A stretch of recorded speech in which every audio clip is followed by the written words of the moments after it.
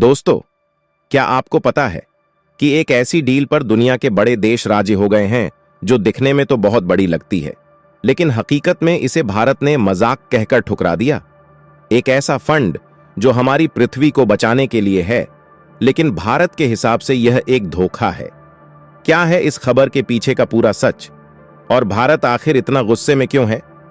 चलिए इसको विस्तार से समझते हैं, लेकिन उससे पहले आप इस वीडियो को लाइक करके कमेंट में जय हिंद जरूर लिखें, क्योंकि यह आपके लिए तो 1 सेकंड का काम है, लेकिन इससे हमारी काफी बड़ी मदद होती है।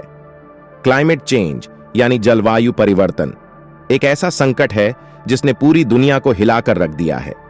बढ़ता तापमान, पिघलते ग्लेशियर और लगातार आते तूफान हमें यह याद दिलाते हैं कि समय हमारे पास कम है। ऐसे में विकसित देशों ने वादा किया था कि वे विकासशील देशों की मदद करेंगे ताकि वे क्लीन एनर्जी की तरफ बढ़ सकें और जलवायु परिवर्तन के असर को कम कर सकें। साल 2009 में इन देशों ने $100 अरब प्रतिवर्ष का वादा किया, लेकिन आपको जानकर हैरानी होगी कि यह पैसा अब तक पूरी तरह से इकट्ठा भी नहीं हुआ, और अब 2024 में ये देश $300 अरब प्रतिवर्ष का नया प्रस्ताव लेकर आए हैं।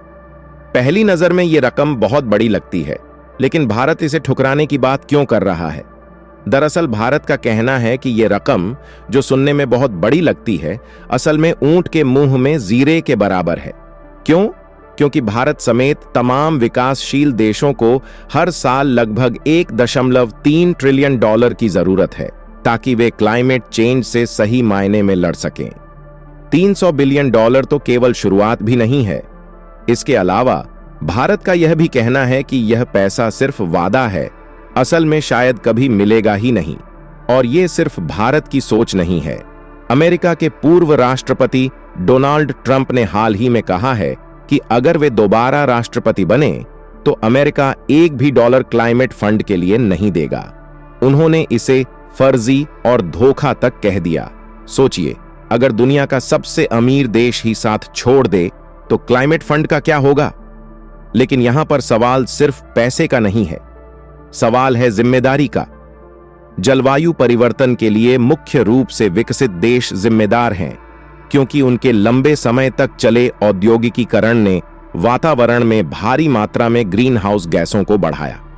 भारत और अन्य विकासशील देश अब भी इस दौड़ में नए हैं, फिर भी क्लाइमेट चेंज का सबसे ज्यादा असर इन्हीं देशों पर हो रहा है।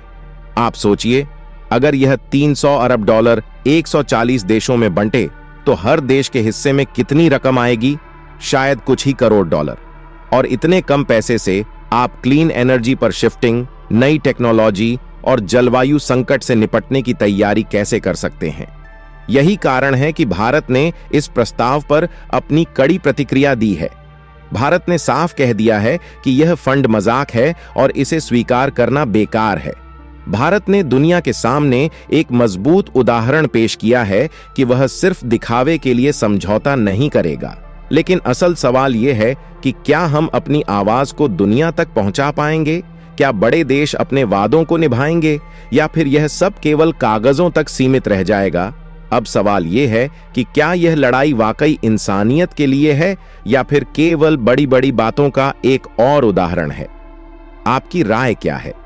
क्या विकसित देशों को अपनी जिम्मेदारी निभानी चाहिए, या भारत का गुस्सा जायज है? नीचे कमेंट में अपनी राय जरूर लिखें।